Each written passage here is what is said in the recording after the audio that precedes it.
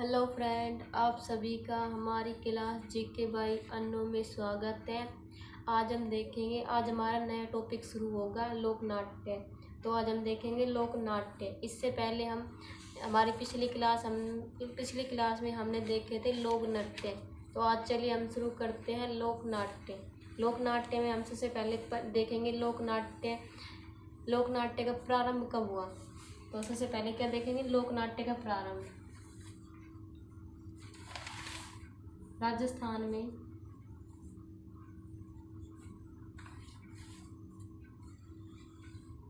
लोक नाट्य का प्रारंभ। पहले इसके थोड़ा सा इंट्रोडक्शन देख लेते हैं, परिचय देख लेते हैं, उसके बाद देखेंगे एक एक करके लोक नाट्य। ठीक है, लोक नाट्य का प्रारंभ कब से माना जाता है। लोक नाट्य का प्रारंभ लोक नाट्य का प्रारंभ जो 18वीं शताब्दी से माना जाता है। कौन सी शताब्दी से? 18वीं शताब्दी से।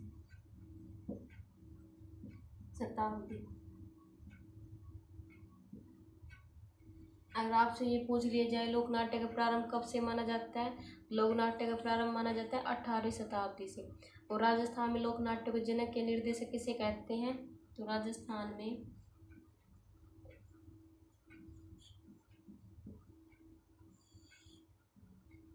लोक नाट्य का जनक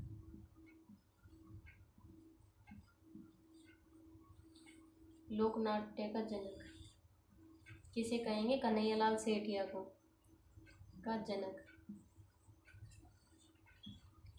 कौन हो जाएगा? कन्हैयालाल सेठिया।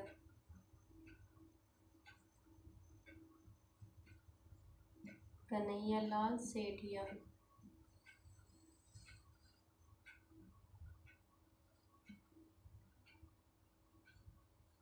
सॉरी, कन्हैयालाल पवार हो जाएगा। कौन हो जाएगा? कन्हैयालाल पवार। कन्हैयालाल पवार कौन हो जाएगा? लोक नाट्य का जनक। अगर लोक नाट्य का प्रारंभ पूछा जाए तो 18वीं शताब्दी से, और लोक नाट्य का जनक कौन हो जाएगा? कन्हैयालाल पवार। इसके बाद हम देखेंगे एक एक करके लोक नाट्य। तो सबसे पहले हम देखेंगे रम्मत। कौन सा लोक नाट्य? रम्मत लोक नाट्य। सबसे पहले वो कौन सा लोक नाट्य देखेंगे? रम्मत। तो रम्मत में हम सबसे पहले देखेंगे कि रम्मत की शुरुआत से पूर्व रामदेव जी का भजन किया जाता है या फिर करते हैं। भजन किया नहीं, गाया जाता है। रम्मत शुरू होने से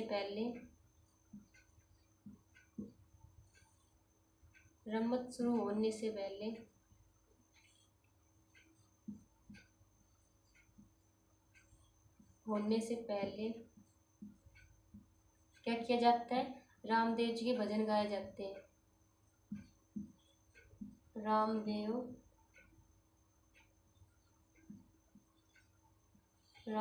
जी के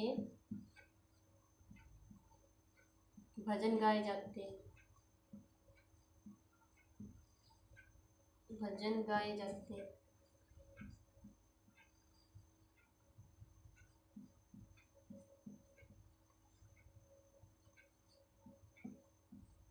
ठीक है, इसके बाद नेक्स्ट देखेंगे हम कि जो रम्मत है, रम्मत का प्रारंभ किस अवसर पर किया जाता है। तो रम्मत का प्रारंभ जो होली और सावन के महीनों में किया जाता है। कब किया जाता है? होली व सावन में।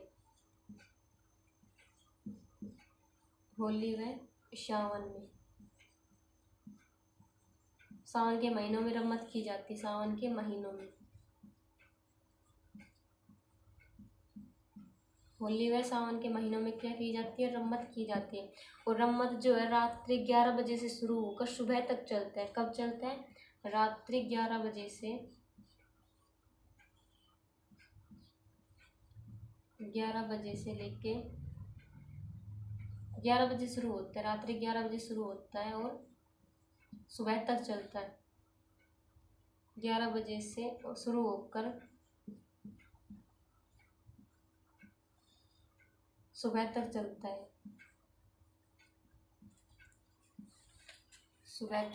है। इसके बाद हम देखेंगे कि रम्मत जो है कहाँ की प्रसिद्ध है। रम्मत का प्रारंभ कहाँ हुआ था? तो पहले हम देखेंगे रम्मत का प्रारंभ।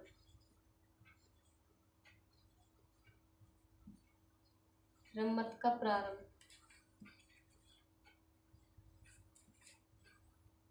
रम्मत का प्रारंभ कहाँ से माना जाता है?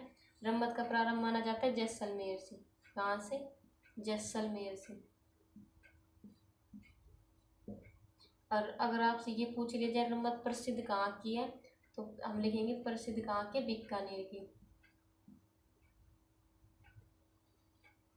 प्रसिद्ध कहाँ की? बीकानेर की।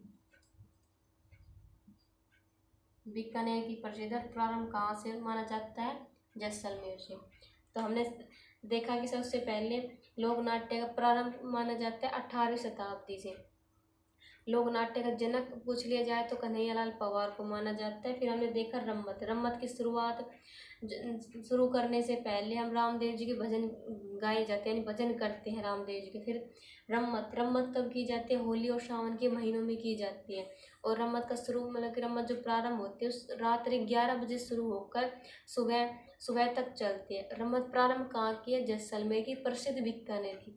रम्मत प्रारंभ जैसलमेर की और प्रसिद्ध कहाँ की है? बीकानेर की। तो चलिए हम नेक्स्ट स्लाइड पे देखते हैं रम्मत खेलने वाले को क्या कहते हैं। ठीक है, हम देखेंगे रम्मत। हमने रम्मत के बारे में क्या क्या पढ़ लिया? रम्मत के बारे में हम पिछली स्लाइड में पढ़ा था हमने कि रम्मत रम्मत शुरू होने से पहले रामदेव जी के भजन किए जाते हैं और रम्मत का आयोजन होली व सावन के महीनों में किया जाता है। रम्मत जो है रात्रि 11 बजे से शुरू होती है और सुबह तक चलती है। और प्रारंभ जो है रम्मत का जैसलमेर से हुआ है और प्रसिद्ध बीकानेर की है। अब देखेंगे हम रम्मत खेलने वाले को क्या कहते हैं। तो यहाँ लिखेंगे रम्मत खेलने वाले को, रम्मत खेलने वाले को, रम्मत खेलने वाले को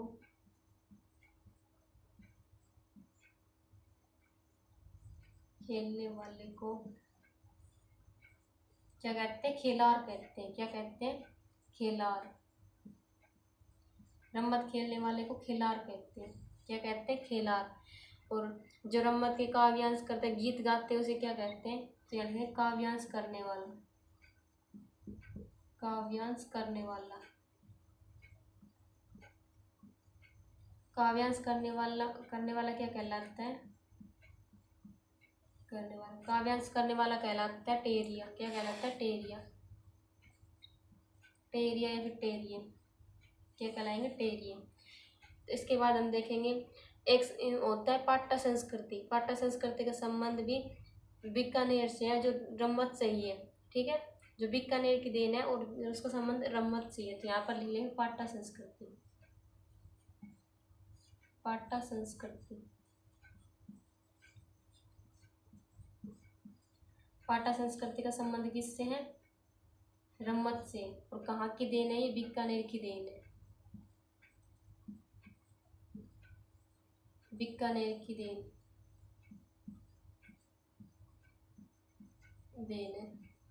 ठीक है, बीका में छोटी बड़ी बीकानेर। पाट्टा संस्कृति का संबंध किससे है?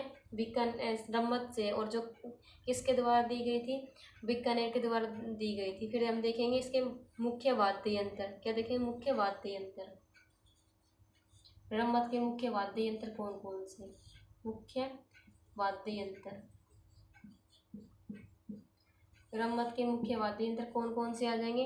एक तो हो जाएगा नगाड़ा, नगाड़ा और ढोलक। कौन कौन सा? नगाड़ा व ढोलक, ढोलक। ये क्या हो जाएंगे? रम्मत के मुख्य वाद्य यंत्र। इसके बाद हम देखेंगे इसके प्रमुख कलाकार कौन कौन से। रम्मत के प्रमुख कलाकार, हम ये लिख लेंगे प्रमुख कलाकार।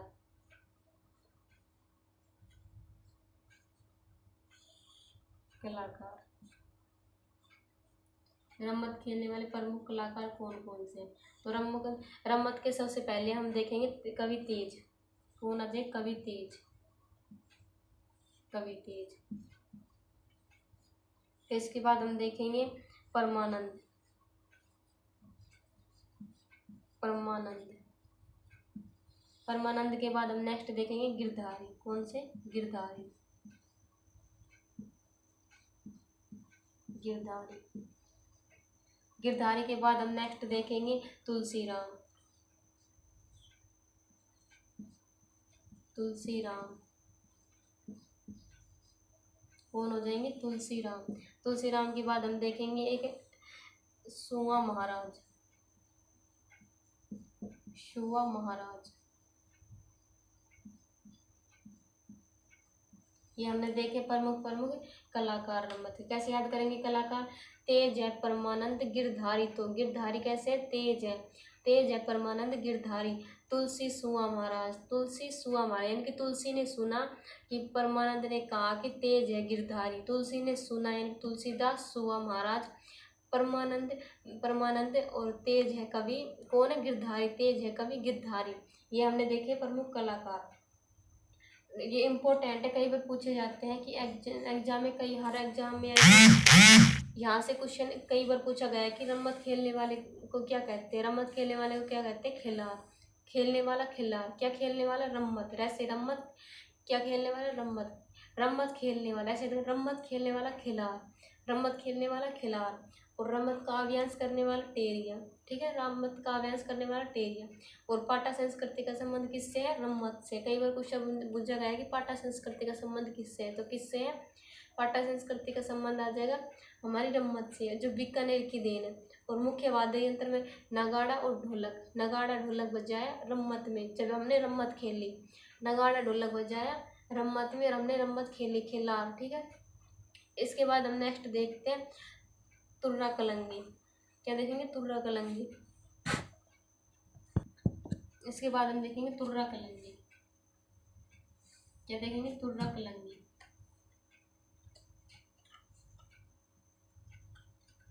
तुर्रा कलंगी। तुर्रा कलंगी कहाँ की प्रसिद्ध है? अगर ये पूछ लिया जाए मूलतः कहाँ की है? एमपी की है। कहाँ की है? एमपी की। तुर्रा कलंगी मूलतः कहाँ की है? एमपी की। और तमाशा कहाँ का है? महाराष्ट्र को। हम अगली स्लाइड पे देखेंगे, पढ़ेंगे जब। कहाँ के? मुख्यतः कहाँ की? एमपी की। एमपी यानी कि मध्य प्रदेश। मध्य प्रदेश, ठीक है। फिर इसके बाद हम देखेंगे तुर्रा और कलंगी। तुर्रा को शिव का प्रतीक माना जाता है और कलंगी को माता पार्वती का प्रतीक मानते हैं। तो हम यहाँ पर लिख लेंगे तुर्रा को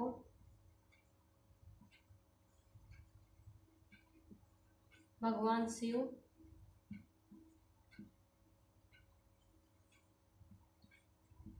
व कलंगी को माता पार्वती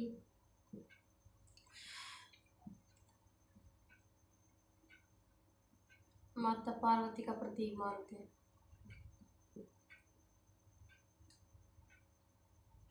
माता पार्वती का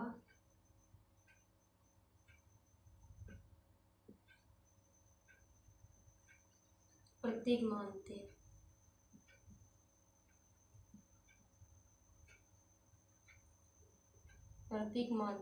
इसके बाद हम देखेंगे राजस्थान में तुर्रा कलंगी कहाँ की प्रसिद्ध है।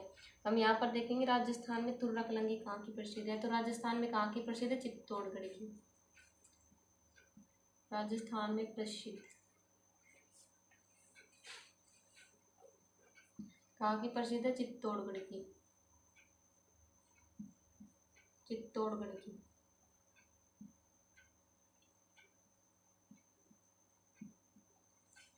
चित्तौड़गढ़। इसके बाद हम देखेंगे इसके अंदर जो वाद्य यंत्र कौन से वाद्य यंत्र का प्रयोग किया जाता है? वाद्य यंत्र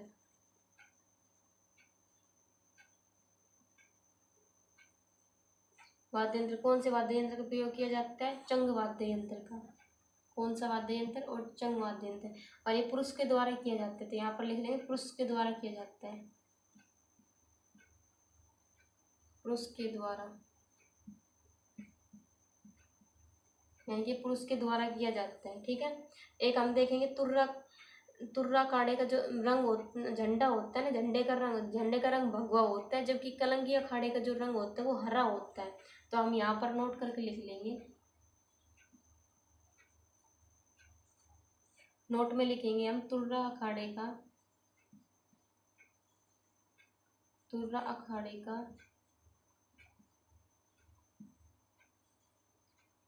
अखाड़े का झंडा कैसा कलर का होता है? भगवा कलर का, भगवा। और जो कलंगी अखाड़े का होता है वो कैसा होता है? हरा। तो यहाँ लिख देंगे कलंगी अखाड़े,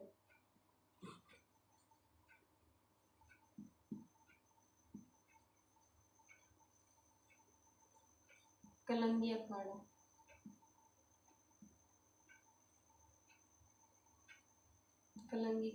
कलंगी के झंडे का अखाड़े का झंडा कैसा होता है? हरा। कैसा होता है? हरा। तो ये हमने देखा था कौन सा? तुर्रा कलंगी। ज्यादातर तो ये यहाँ तुर्रा कलंगी से क्वेश्चन आता है कि राजस्थान में कहाँ की प्रसिद्ध है, तो कहाँ का प्रसिद्ध है? चित्तौड़ में। तुर्रा कलंगी, तुर्रा कलंगी, तुर्रा को भगवान शिव का प्रतीक मानते हैं और कलंगी को माता पार्वती का प्रतीक मानते हैं। कहाँ मुख्यतः कहाँ का प्रसिद्ध है? मध्य प्रदेश का। और राजस्थान में प्रसिद्ध पूछ लिया जाए तो चित्तौड़गढ़ का प्रसिद्ध है। मुख्य वाद्य यंत्र का प्रयोग किया जाता है चंग वाद्य यंत्र। तुर्रा चंग, तुर्रा चंग, तुर्रा चंग यानी कि चंग वाद्य यंत्र। तुर्रा कलंगी जो है पुरुषों के द्वारा किया जाता है और तुर्रा अखाड़े का जो झंडा होता है वो भगवा कलर का होता है। और वहीं कलंगी अखाड़े का जो झंडा होता है वो कैसा होता है? सॉरी, तुर्रा कलंगी, तुर्रा अखाड़े का झंडा तो भगवा होता है, तुर्रा अखाड़ा भगवा, तुर्रा अखाड़ा भगवा, वहीं कलंगी अखाड़ा हरा। कलंगी अखाड़ा कैसा होता है? झंडा जो होता है हरा रंग का होता है। तो इसके बाद नेक्स्ट स्लाइड पे देखते हैं हम तमाशा वाद्य, तमाशा लोक नाट्य। तो चलिए अब देखते हैं हम तमाशा, तमाशा, तमाशा लोक नाट्य। तमाशा लोक नाट्य जो मुख्यतः कहाँ का है? महाराष्ट्र का। कहाँ का मूलतः? महाराष्ट्र का, मूलतः महाराष्ट्र का।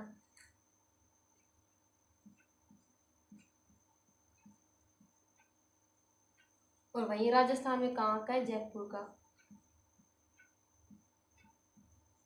राजस्थान में कहाँ का है? जयपुर का, जयपुर। अगर ये पूछ लिया जाए कि राजस्थान में जयपुर में किस समय प्रारंभ हुआ था, तो हम ये देखेंगे सवाई प्रताप सिंह के काल में हुआ था। इसका प्रारंभ कब हुआ था? प्रारंभ सवाई प्रताप सिंह के समय, सवाई प्रताप सिंह, सवाई प्रताप सिंह के समय क्या हुआ था? प्रारंभ हुआ था, मतलब कि प्रारंभ तो हुआ था। और सवाई प्रताप सिंह के समय ये जो तमाशा वाद्य यंत्र है इसका प्रारंभ जयपुर में कौन लेके आए थे, यानी इसके महाराष्ट्र से लेके आने वाले कवि कौन थे? तो वो आ जाएंगे बंसीधर भट्ट। कौन थे? बंसीधर भट्ट। इसके समय कौन लेके आया था? बंसीधर भट्ट लेके आया था, बंसीधर भट्ट, भट्ट लेके आया था। कहाँ से लेके आया था? महाराष्ट्र से, महाराष्ट्र से लेके आया था। ठीक है। एक देखेंगे हमें जो यह लोकनाट्य वो जयपुरी ख्याल और ध्रुपद गायकी का मिश्रण है। किसका मिश्रण है? ध्रुपद गायकी का। यह लोकनाट्य नोट करके लिख लेंगे हम ये। ठीक है।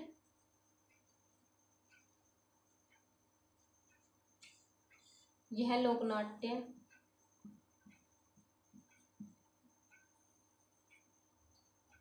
जयपुरी ख्याल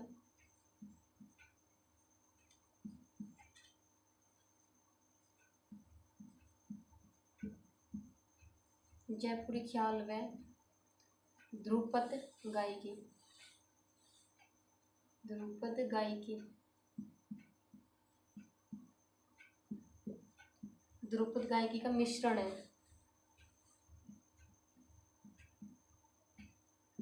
क्या है? मिश्रण है। अगर एग्जाम में पूछ लिया जाए ये किसका मिश्रण है तो हमारा आंसर क्या हो जाएगा? लोकनाट्य जयपुरी ख्याल और ध्रुपद गायकी का क्या है? मिश्रण है। इसके बाद हम देखेंगे इसके अन्य कलाकार कौन कौन से? इसके अन्य कलाकार,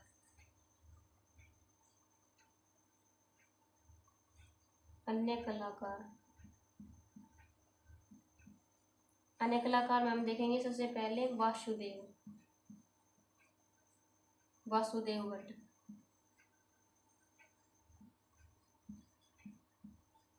वासुदेव भट्ट, और एक हो जाएगा हमारा गोपी चंद। कौन हो जाएगा? गोपी चंद, गोपी चंद।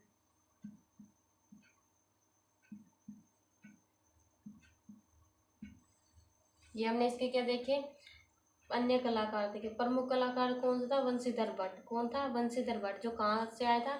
महाराष्ट्र से आए थे। और किसके समय आए थे? सवाई प्रताप सिंह के समय आए थे। कहाँ आए थे? जयपुर के अंदर आए थे।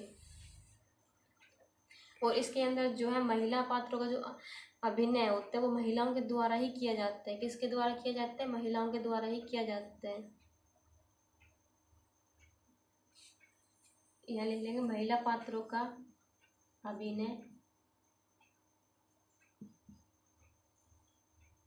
महिला पात्रों का अभिनय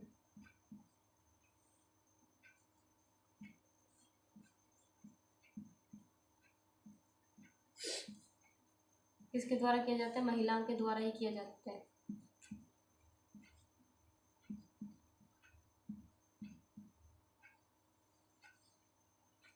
महिलाओं के द्वारा ही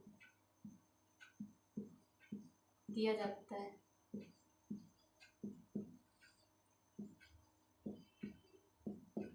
ठीक है दोस्तों। और एक हम देखेंगे इसका जो आयोजन होता है वो होली, होली के दिन किया जाता है। कब किया जाता है? होली के दिन आयोजन किया जाता है। होली के दिन, होली के दिन क्या किया जाता है? इसका आयोजन किया जाता है जोगियों के द्वारा। किसके द्वारा? जोगी जोगन के द्वारा, जोगी जोगन के द्वारा। ठीक है, ये हमने देखा था आयोजन। क्या देखा? तासा, तासा लोक नाट्य। तासा लोक नाट्य में सबसे इम्पोर्टेंट है कि किसके शासनकाल में राजस्थान में प्रसिद्ध हुआ था। तो तासा, तासा कहाँ का? महाराष्ट्र का। महाराष्ट्र, महाराष्ट्र में तासा, महाराष्ट्र में तासा। और महाराष्ट्र में मुख्यतः कहाँ बोलते? महाराष्ट्र का था। और राजस्थान में कहाँ का प्रसिद्ध है? जयपुर का। और जयपुर में, महाराष्ट्र से जयपुर लाने वाला कौन था? बंशीधर भट्ट था। और किसके शासनकाल में ले आया था? सवाई प्रताप सिंह के शासनकाल में लेके आया था। जो ताशा वाद्य यंत्र होता है वो जयपुरी ख्याल व ध्रुपद गायकी का मिश्रण है। किसका मिश्रण है? जयपुरी ख्याल व, जयपुर का है तो इसे याद कर लेंगे, जयपुरी ख्याल है। और राजस्थान में ज्यादातर ध्रुपद गायकी का गायकी होते हैं, तो ध्रुपद गायकी का क्या है? मिश्रण है। फिर हम देखेंगे इसके अन्य कलाकार। अन्य कलाकार में कौन है? वासु है। वासु कौन है? गोपी चंद। वासु, वासु, वासु कौन है? गोपी चंद। ऐसे याद करेंगे, अन्य कलाकार वासुदेव, गोपी चंद। फिर देखेंगे इसमें महिला पात्रों का जो अभिनय होता है वो महिलाओं के द्वारा ही किया जाता है। और होली के दिन इसका आयोजन जो है जोगी जोगन के द्वारा किया जाता है। तो नेक्स्ट देखते हैं हम इसके बाद गौरी लोक नाट्य। कौन सा लोक नाट्य? गौरी लोक नाट्य। इसके बाद हम देखेंगे गौरी। क्या देखेंगे? गौरी। गौरी जो है राजस्थान की सबसे प्राचीन लोक नाट्य है। तो हम लिखेंगे राजस्थान की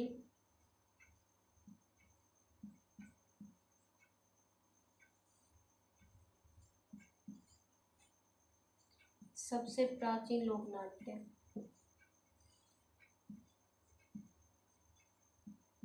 सबसे प्राचीन लोक नाट्य।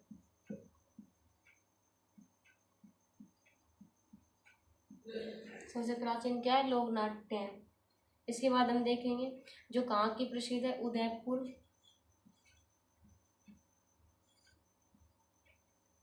उदयपुर। उदयपुर आ गए तो डूंगरपुर भी आएगा, डूंगरपुर। और डूंगरपुर आ गए तो बांसवाड़ा भी आएगा, बांसवाड़ा, बांसवाड़ा। ठीक है। उदयपुर, डूंगरपुर, बांसवाड़ा के अंदर। उदयपुर के अंदर ये जो है 40 दिन तक किए जाते हैं। कब, कितने दिन तक किए जाते हैं? 40 दिन तक किए जाते हैं उदयपुर के अंदर। और इसे लोक नाट्य का मेरुदंड भी कहते हैं। क्या कहते हैं? लोक नाट्यों का मेरुदंड कहलाता है। जो लोक नाट्य का मेरुदंड, क्या कहते हैं इसे? लोक नाट्य का मेरुदंड। लोक नाट्यों का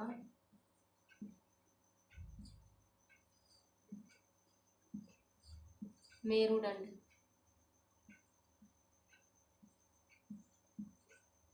लोक नाट्य का मेरुदंड कहलाता है। क्या कहलाता है? लोक नाट्य का मेरुदंड कहलाता है। और इसका जो आयोजन होता है वो रक्षाबंधन के दिन, रक्षाबंधन के बाद, यानी कि रक्षाबंधन के दूसरे दिन शुरू होता है। रक्षाबंधन के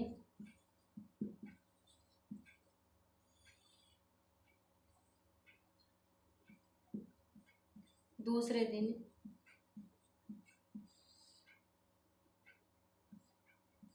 दिन शुरू होता है। जो कितने दिन तक चलता है? 40 दिन तक चलता है, शुरू होता है। और कितने दिन तक चलता है? 40 दिन तक चलता है। ये कितने दिन तक चलता है? 40 दिन तक चलता है। ठीक है। इसके बाद हम देखेंगे गौरी, गौरी जो लोक नाट्य है, इसका जो रंगमंच होता है वो किसी गांव के अंदर जाकर चौराहे पर की जाती है, गांव के ऊपर। ठीक है। इसके अंदर पहले हम नोट डाल के लिखेंगे कि जो लोक नृत्य होता है, गौरी लोक नृत्य, गौरी लोक नाट्य जो होता है ये केवल भीलों द्वारा ही किया जाता है। किसके द्वारा किया जाता है? भीलों के द्वारा ही किया जाता है। हम ये लोग नोट डाल के पहले लिखेंगे कि यह नाट्य, यह नाट्य केवल भीलों द्वारा ही किया जाता है। केवल भीलों द्वारा किया जाता है। भीलों द्वारा किया जाता है।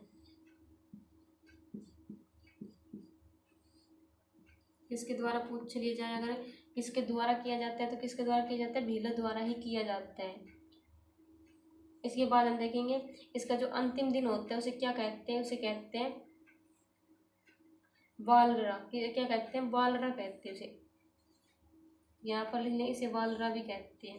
कई अगर आपसे ये पूछ लीजिए बालरा किसे कहते हैं तो हम कह देंगे इसे कहते हैं क्या? इसका अंतिम दिन को बालरण कहते हैं। बालरण कहते हैं, अंतिम दिन को कहते हैं। अंतिम दिन को क्या कहते हैं? बालर कहते हैं। ठीक है। इसके अंदर जो होता है गोरजा माता की पूजा की जाती है। किस माता की पूजा की जाती है? गोरजा माता की। तो यहाँ पर लिख लेंगे कि यानी कि अंतिम दिन को पूजा की जाती है, यानी कि अंतिम दिन के अंदर गोरजा माता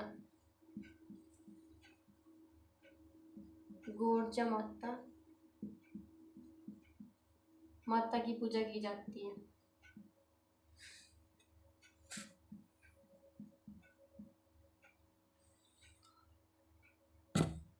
नेक्स्ट स्लाइड पे देख लेंगे, नहीं उधर देख लेते हैं एक बार, 1 मिनट रुको। यहाँ पर लिख लेते हैं हम अंतिम दिन जो होती है गोरजा माता की पूजा की जाती है। किसकी पूजा की जाती है? गोरजा माता की।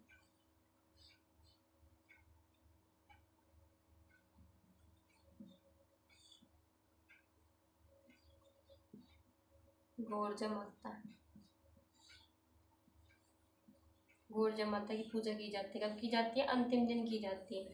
ये देखा हमने गौरी नृत्य। गौरी जो है तो राजस्थान का सबसे प्राचीन लोक नाट्य। इसे लोक नाट्यों का मेरुदंड भी कहते हैं। जो उदयपुर, डूंगरपुर, बांसवाड़ा का प्रसिद्ध है। गौरी कहाँ की प्रसिद्ध है? उदयपुर, डूंगरपुर, बांसवाड़ा। और उदयपुर, डूंगरपुर, बांसवाड़ा के अंदर जो भील जनजाति यानी कि आदिवासी जनजाति निवास करती है, तो हम कह सकते हैं कि गौरी जो लोक नाट्य है वो केवल भीलों के द्वारा ही किया जाता है। और ये जो है रक्षाबंधन के दूसरे दिन शुरू होता है और 40 दिन तक चलता है। और गांव की किसी भी बहन बेटी के ससुराल में जाकर ये नृत्य किया जाता है। और इसके जो अंतिम दिन होता है उस दिन गोरजा माता की मूर्ति लाई जाती है, उसे बिठाया जाता है और उसकी पूजा की जाती है। और इसे हम क्या कहते हैं, वालारण भी कहते हैं। क्या कहते हैं, वालारण भी कहते हैं। इसके बाद हम नेक्स्ट देखेंगे नौटंकी। क्या देखेंगे, नौटंकी देखेंगे, नौटंकी। नौटंकी ये छोटे छोटे से हैं, बस इसके अंदर ये पूछे जाते हैं कि कहाँ की प्रसिद्ध है, इसे क्या कहते हैं। तो नौटंकी कहाँ की प्रसिद्ध है, भरतपुर की। भरत वाले क्या करते हैं, नौटंकी करते हैं। क्या करते हैं, नौटंकी करते हैं, ऐसे याद कर लेंगे। नौटंकी कहाँ की प्रसिद्ध है, भरतपुर की। और जो ऐसे पूछ ले जाए भरतपुर की जो नौटंकी है किससे प्रभावित मानी जाती है, तो हम यहाँ पर एक लिख लेते हैं, ये है नौटंकी उत्तर प्रदेश, उत्तर प्रदेश के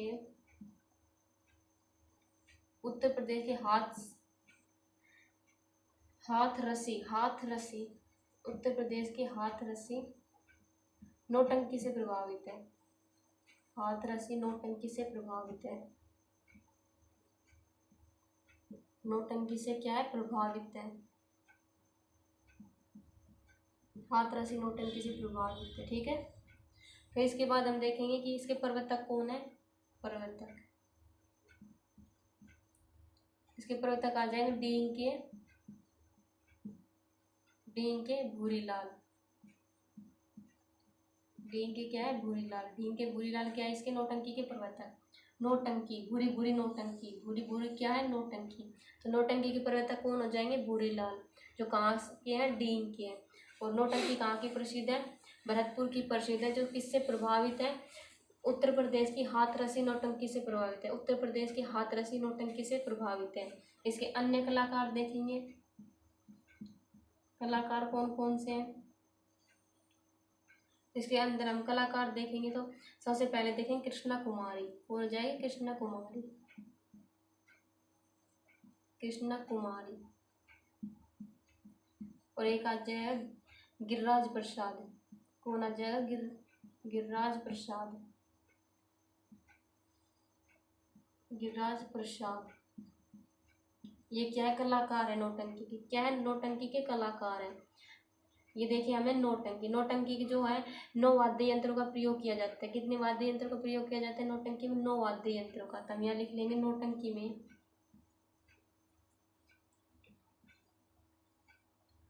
नौटंकी में 9 वाद्य यंत्रों का प्रयोग किया जाता है। 9 वाद्य यंत्र का प्रयोग किया जाता है। जो मुख्य कौन कौन से हैं, मुख्य जो इसके अंदर आ जाएंगे वो आ जाएंगे सबसे पहले नगाड़ा। फिर आ जाएगा ढोलक।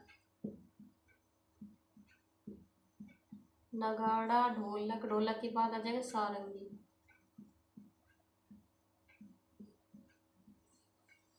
नगाड़ा, ढोलक, सारंगी, चिकारा के बाद आ जाएगा डपली।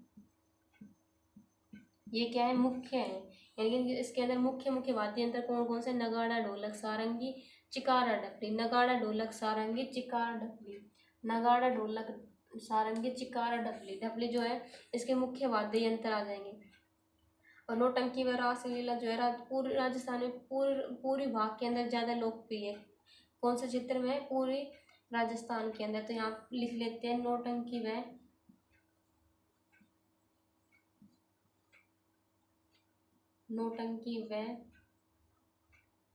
रामलीला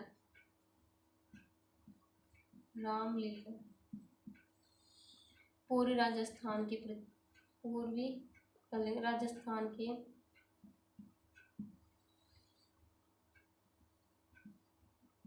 पूरे भाग में अधिक लोकप्रिय है।